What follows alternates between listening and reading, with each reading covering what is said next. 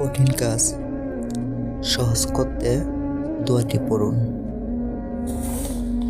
উচ্চারণ: আল্লাহুম্মা রাহমাতাকা অরজু ফালা তাকিলুনি ইলা নাফসি তার ফাতা আইন ওয়া অসলি লি শানি কুল্লাহু লা ইলাহা ইল্লাল্লাহ আন্তা, যার অর্থ: হে আল্লাহ, আমি আপনার রহমত আশা করি।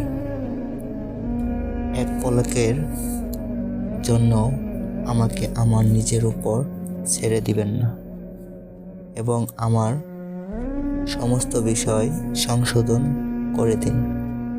আপনি ছাড়া কোনো ইলাহ নেই।